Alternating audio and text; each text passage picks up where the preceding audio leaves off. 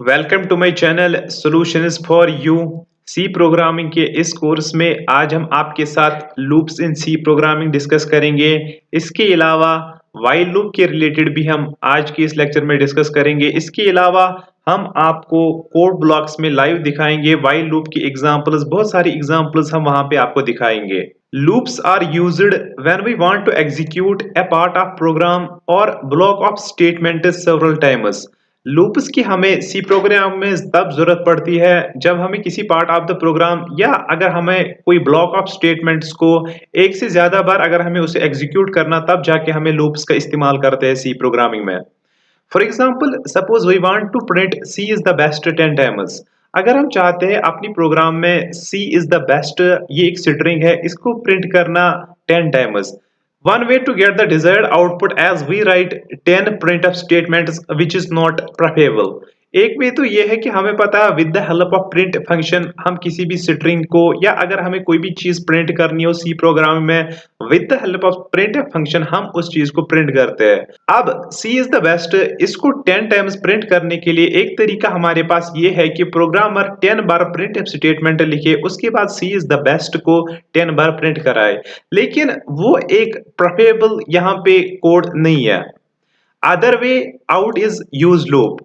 और एक तरीका यहाँ पे जो बेस्ट तरीका है इस काम को करने के लिए, वो हम लूप का यूज करेंगे। Using loop we can write one loop statement and only one printf statement.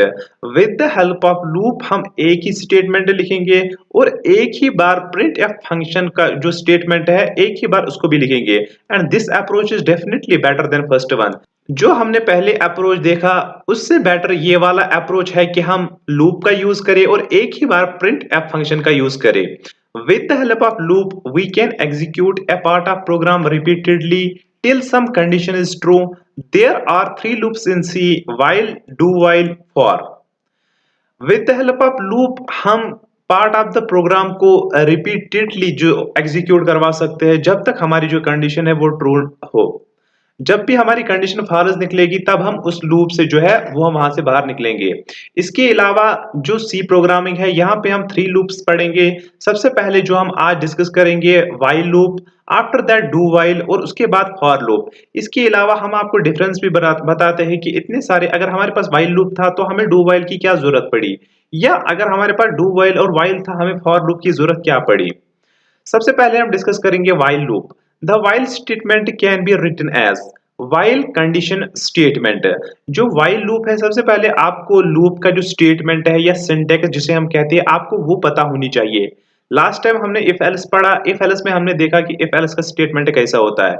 यहाँ पे सेम उसी तरह व्हाइल, सबसे पहले आपने व्हाइल लिखना है, उसके बाद आपने parenthesis, opening parenthesis and closing parenthesis यहाँ पे डालनी है। उसके बाद कंडीशन डालनी है, कंडीशन यहाँ पे कुछ भी हो सकती है। उसके बाद लूप लिखने के बाद आपको नेक्स्ट यहाँ पे स्टेटमेंट लिखना है। अगर आपके पास एक ही लाइन ऑफ कोड है तब जाके आपको ब्रैकेट्स डालने की या ब्रेसेस डालने की जरूरत नहीं है। लेकिन अगर आपके पास मोर देन वन स्टेटमेंट है तब जाके आपको मैंडेटरी ब्रेसेस डालने हैं। Like if else statement, here also we can have either a single statement or a block of statement, as here it is known as body of a loop। Yes, जैसे हमारे if else जो हमने पढ़ा था वहां पे हमने ये सिंगल स्टेटमेंट भी वहां पे हमने देखा और इसके अलावा ब्लॉक आउट स्टेटमेंट्स भी हमने देखा। यहाँ पे भी सेम उसी तरह होती है, लेकिन यहाँ पे स्टेटमेंट्स को हम कहते हैं कि बॉडी ऑफ द लूप। जो भी हम स्टेटमेंट्स यहाँ पे लिखते हैं वो लूप के जो होता है उसकी बॉडी होती है। First, the condition is evaluated. If it is true, then the statements in the body of the loop executed। सबसे पहले क्या है कि कंडीशन चेक की जाती है, क्या जो कंडीशन है वो ट्रू है। अगर कंडीशन ट्रू थी तब जाके जो स्टेटमेंट्स होते हैं बॉडी ऑफ लूप में उनको एग्जीक्यूट किया जाता है। After the execution, again the control is checked, and if it is found to be true, then again the statement in the body loop are executed। उसके बाद क्या होता है कि एक बार हमने कंडीशन देखी, उसके बाद हमारी बॉडी ऑफ द लूप जो है उसी में एग्जीक्यूशन स्टार्ट होगी। नेक्स्ट टाइम और जो है कंडीशन देखी जाती है और अगर कंडीशन हमारी ट्रू थी तब जाके हमें और जो है बॉडी ऑफ द लूप उसको एग्जीक्यूट करना पड़ता है। This means that these statements are executed continuously till the condition is true, and when it becomes false the loop terminates and the control comes out of the loop। Each execution of the loop body is known as iteration।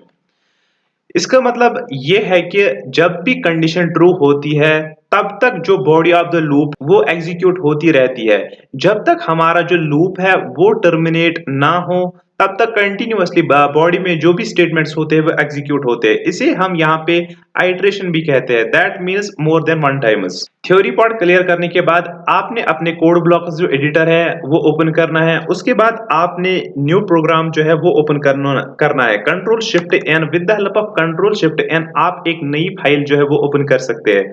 उसके बाद सबसे पहले काम आपने क्या करना है कि सेव करना है फाइल को। हम इसको करेंगे फाइल वाइल लूप्स, हम करेंगे इसको सेव डॉट सी यहाँ पे मैंडेटरी एक्सटेंशन जो सी प्रोग्राम का वो सी होना चाहिए डॉट सी।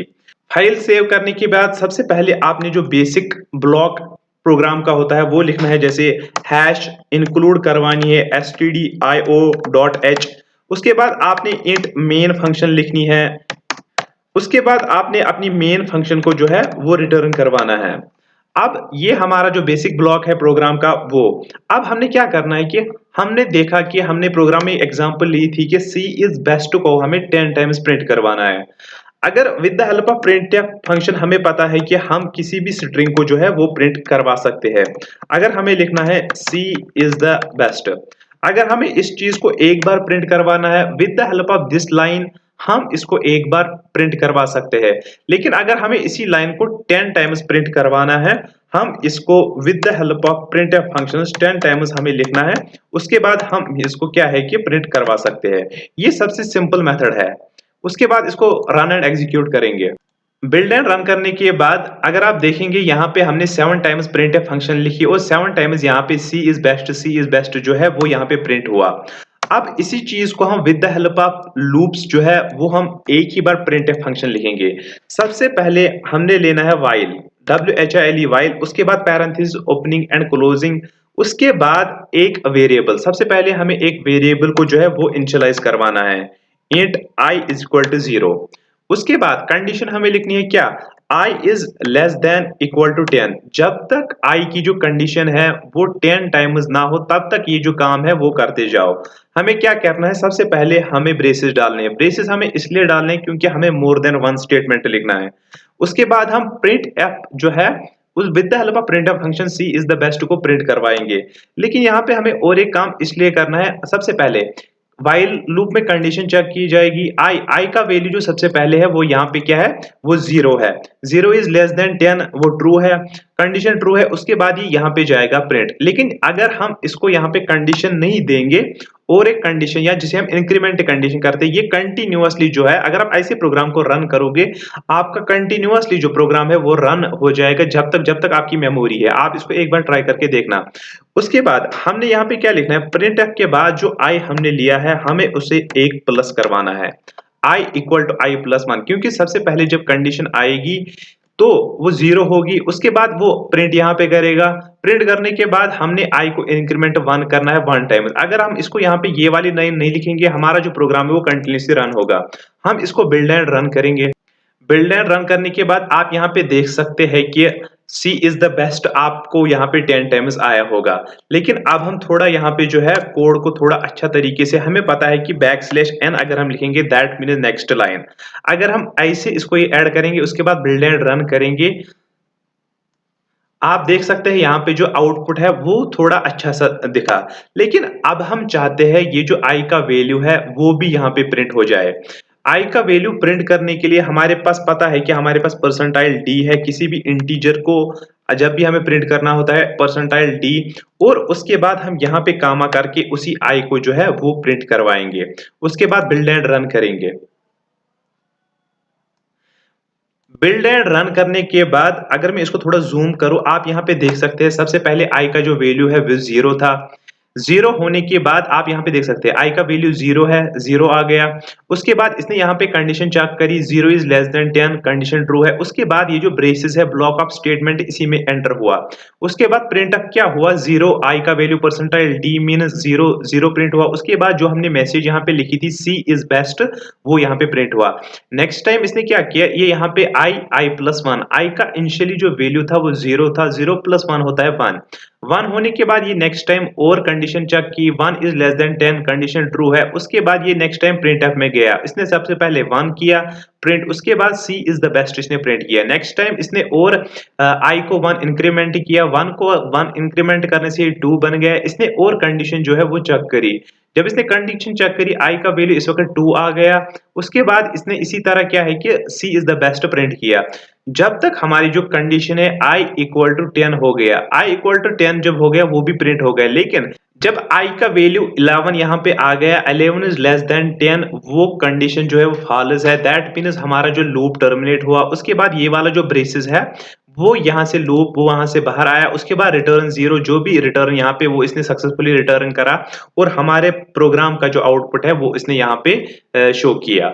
आज की इस वीडियो में हम बहुत सारे प्रोग्राम कर सकते हैं with the help of while loop. अगर आपको 10 नंबर को प्रिंट करना है, आप जो ये वाली लाइन है वो यहाँ पे कट कर सकते हैं। उसके बाद इसको यहाँ पे बिल्ड एंड रन कर सकते हैं। आपको जो नंबर्स है फ्रॉम 1 टू 10 उनको आप यहाँ पे प्रिंट कर सकते हैं।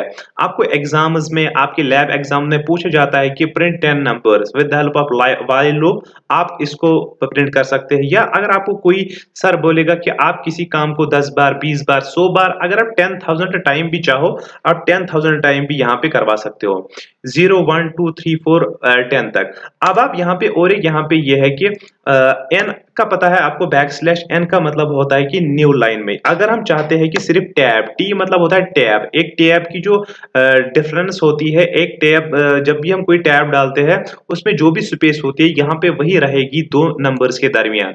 इसको हम बिल्ड एंड रन करेंगे। बिल्ड एंड रन करने के बाद आप यहाँ पे देख सकते हैं कि आउटपुट जो आया वो 0, उसके बाद एक टैब हुई, उसके बाद 1, उसके बाद इसी तरह आप with the help of while loop आप बहुत सारे प्रोग्राम्स कर सकते हो। इन अपकमिंग लेक्चर्स हम बहुत सारे प्रोग्राम भी आपको दिखाएंगे। That is all about the today's video. During video कोई प्रॉब्लम रहती है डायरेक्ट कमेंट बॉक्स में पूछ सकते हैं। थैंक्स।